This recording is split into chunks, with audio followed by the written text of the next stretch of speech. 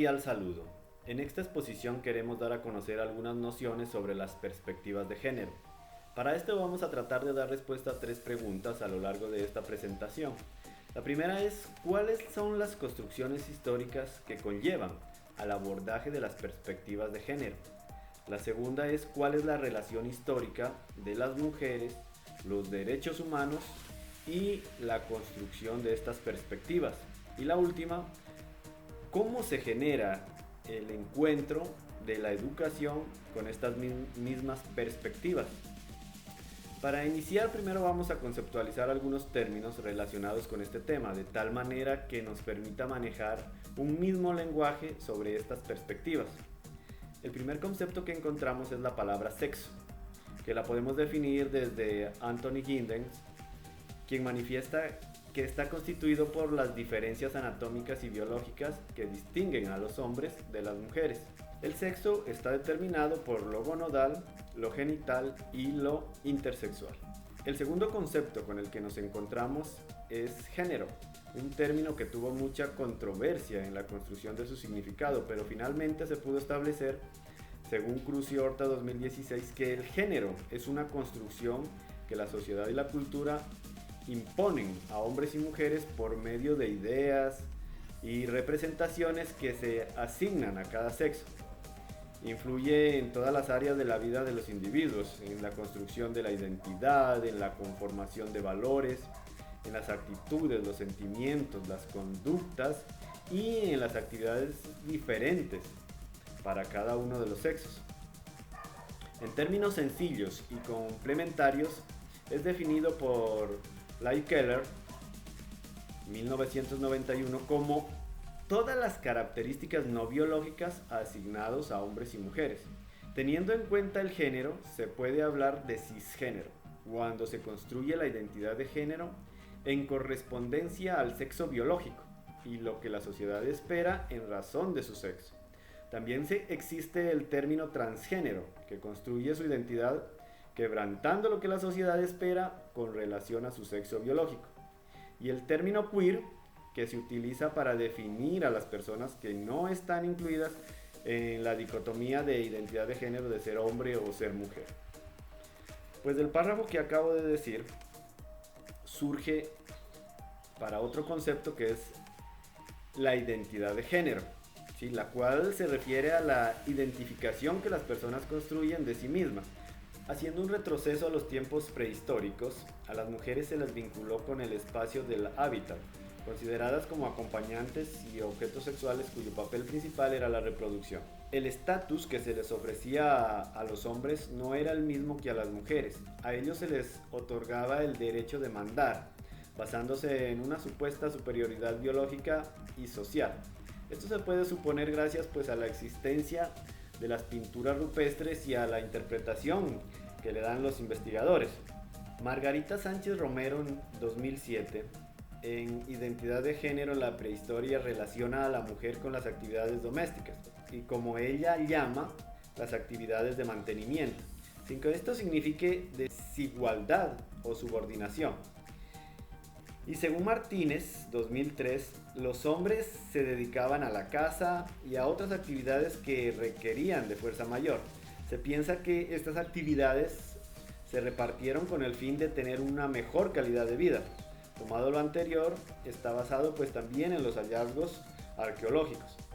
Posteriormente surge el patriarcado cuando haya dominio sobre la mujer y se relaciona con el surgimiento en la agricultura. Más recientemente en la historia, en un contexto europeo, se legaliza la subordinación de la mujer, primero en los años 1925, en el reinado de Alfonso X, en donde se crean las leyes de partidas. Este conjunto de leyes consolidó la familia patriarcal. Con la aprobación de la Iglesia Católica, una de las instituciones de mayor poder en la época. Luego, ya en el siglo XIX, mediante las leyes de los Estados-nación, leyes que prometen garantizar la sujeción de la mujer al padre, al marido y a los varones en general, impidiendo su construcción como sujetos políticos. Esto según Fontanella 2008. En otra historia casi no contada, en lo que hoy se conoce como América Latina, en la prehistoria se puede decir que existieron una gran variedad de roles de la mujer. Según Santana 2014, la mujer luchó lado a lado con sus congéneres para su supervivencia o su subsistencia. Tras sus investigaciones nos conduce a la tesis de que la mujer fue la iniciadora de la agricultura, ocupándose de la siembra, la recolección y la conservación de los alimentos. Esto también según Santana 2014. Santana también manifiesta que el sistema de linaje era matrilineal, lo que presupone un gran potencial de poder de ellas. Las mujeres participaban por igual en actividades según lo eurocéntrico que son masculinas, como por ejemplo la agricultura, la guerra. En las exploraciones de los españoles no son pocas las referencias de pueblos gobernados por mujeres guerreras. Los cronistas llamaron a estas mujeres amazonas, relacionándolas con las amazonas de la mitología griega. Y como se encontraban en la ribera del río, que hoy se conoce como Amazonas, por lo que este lleva su nombre. Aún hoy existen algunas ideas que permiten ver que hay otra manera de ver, como es la utilización de los términos de madre tierra, donde la mujer juega un papel importante en la cosmología de muchos de los pueblos originarios latinoamericanos. En este contraste lo que se pretende es que reflexionemos acerca de que la historia depende mucho también de quién la esté contando. Retomando a Cruz y Horta 2016 y regresando a la historia contada desde Europa, en la Edad Media durante los siglos V y siglo XV, en esta época la Iglesia marcó muchos aspectos de la historia que hoy conocemos. En la Edad Media solo la mujer noble podía gozar de ciertos privilegios. Se encargaba del cuidado y la educación de los hijos, de la organización de los empleados de la casa y de la economía. Ocupaba un lugar importante durante la ausencia del esposo. Dentro de este periodo las mujeres campesinas se encontraban en las peores condiciones sociales, encargadas de todas las tareas domésticas y de la educación de los hijos, así como del ganado, del huerto y en ocasiones de la tierra de cultivo. En esta época surgieron lo que son las brujas. Era apreciación de la Iglesia la inclusión de cualquier mujer en este grupo que sabía de anatomía, que sabía de botánica, de sexualidad, amor y reproducción, por lo que fueron mandadas a la hoguera, perseguidas más que todo por amenazar los modelos sociales masculinos. Ya pasando a la Edad Moderna, comprendida más o menos entre el siglo X y el siglo XVIII, en esta época el humanista Juan Luis Vives, uno de los pedagogos más importantes del siglo XVI, publicó en 1923 dos textos, entre ellos La formación de la mujer cristiana y Los deberes del marido, en donde se describe cómo debe ser la mujer, cómo comportarse, cómo educarse. Una obra que tuvo gran distribución dirigida a la educación espiritual y de los cuidados de la casa, donde se considera a la mujer un ser muy inferior al hombre, sin ninguna capacidad más que para ocuparse del hogar. Este texto hoy en día es muy discriminatorio y controversial. Para él las mujeres deben estar sometidas al poder y a la autoridad del marido. Bueno, ya pasando a la edad contemporánea, correspondiente más o menos al siglo XVIII, ya después de la Revolución Francesa, de Gauguis, escritora francesa, que vivió entre 1745 y 1793, reclamó un trato igualitario de la mujer con respecto al hombre en todos los aspectos de la vida, públicos y privados. Entre estos el derecho al voto, a ejercer cargos en el gobierno, a hablar en público sobre asuntos políticos, a la propiedad privada, a la participación en el ejército. Esto según Puleo, 1993. Mire que la escritora fue acusada de intrigas sediciosas y guillotinada por haberse osado a crear y exigir para las mujeres los derechos que la Revolución Francesa había ganado para los hombres libres y ciudadanos. Posteriormente, ya en la obra de Rousseau, denominada El Emilio, o de la educación en 1762, tuvo gran influencia en las ideas y políticas del siglo XIX y del siglo XX. Se promovió la idea de la superioridad de unos sobre otras. Según su tesis, las niñas debían aprender cuestiones domésticas y religiosas, mientras que los niños debían educarse para la vida pública, los trabajos de las armas, las leyes. Rousseau sostenía que las madres debían enseñar a las niñas a cocinar y a coser. Las niñas debían abandonar los centros escolares a los 8 años, una vez adquiridos los conocimientos básicos, y por el contrario, los niños debían permanecer en la escuela para aprender matemáticas, geografía. Podemos resumir un dicho popular de las perspectivas de Rousseau con la siguiente frase: sé buena, dulce y sierva, y deja que él sea inteligente. El destino de las mujeres era dedicarse al buen manejo del hogar y a la oración y a la caridad. Esto según Boix 2005.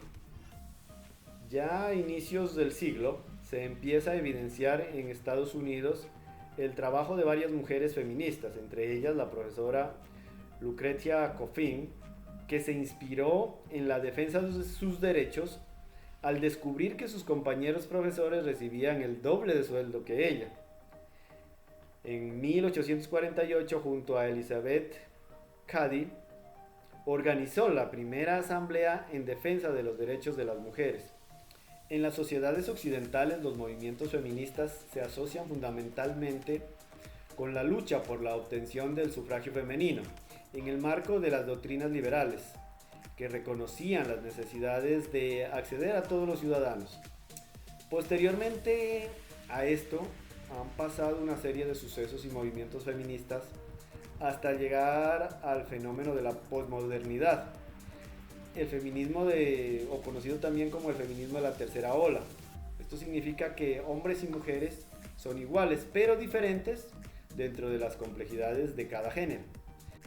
También queremos dar a conocer que en la actualidad continúan las desigualdades de género con complicidad directa de la educación desde la familia y desde las escuelas, con raíces muy coloniales, como ya lo hemos visto.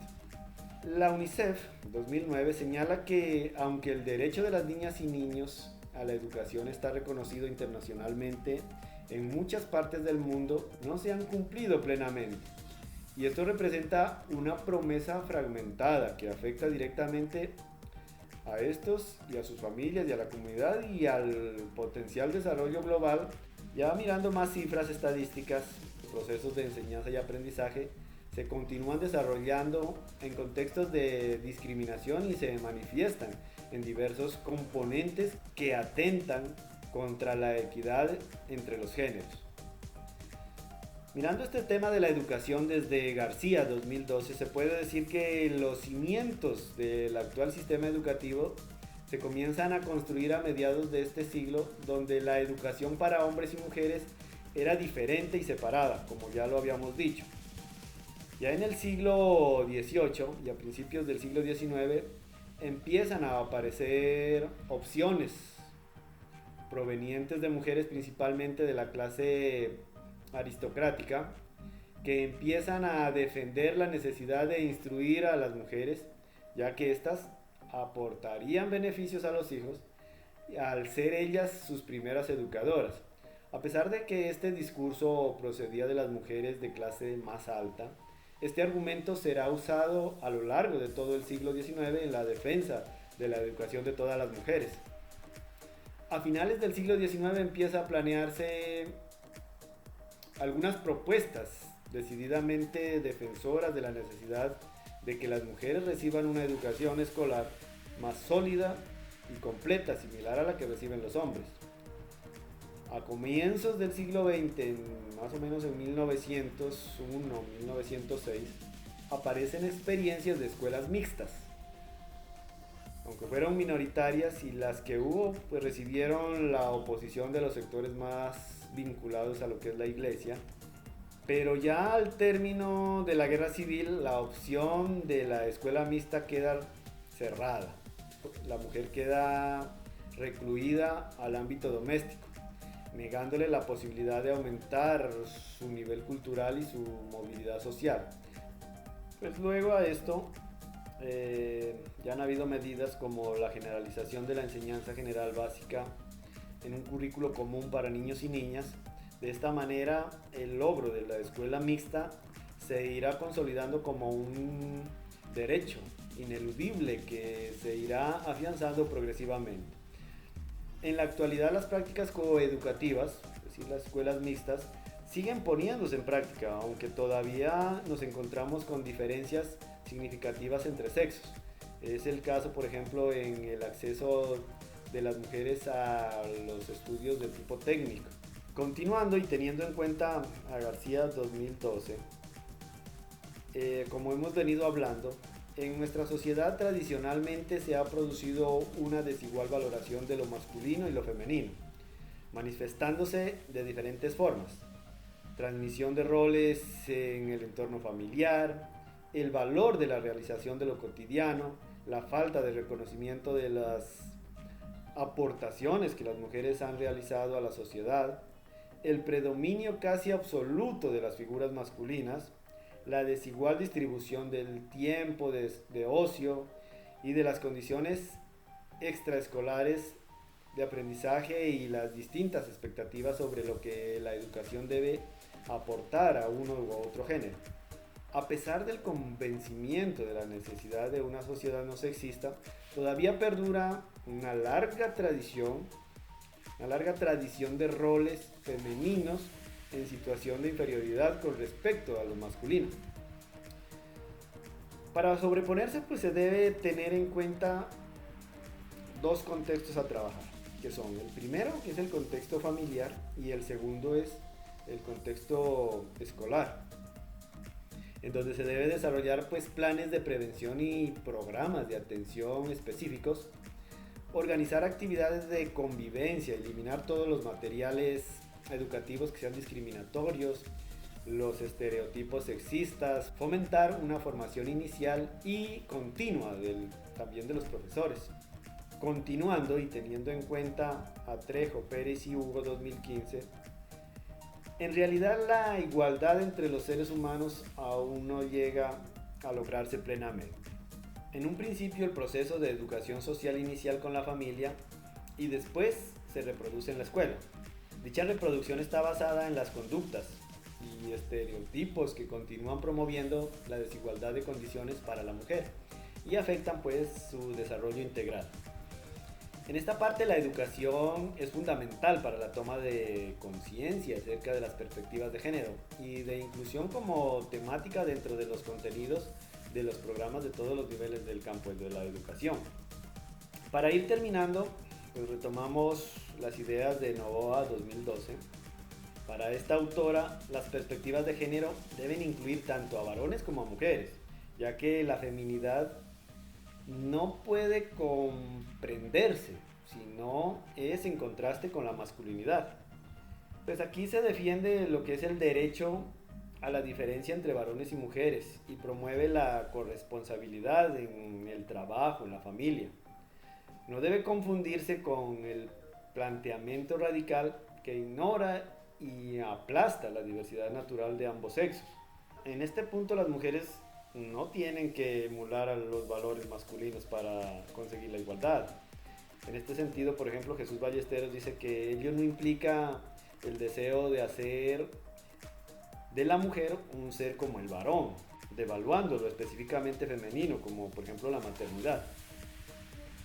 Bueno, y ya para finalizar, después de haber hecho un recorrido histórico a la construcción de las perspectivas de género, se puede concluir que la familia y la escuela juegan un papel importante en eliminar esa resistencia a una equidad de género, cualquiera que fuese, respetando la diferencia y sin radicalismos que pueden desviar la lucha por la igualdad hacia otros lados. Debemos trabajar ya con prácticas decoloniales que nos permitan desaprender lo que hemos aprendido a lo largo de la historia y volver a aprender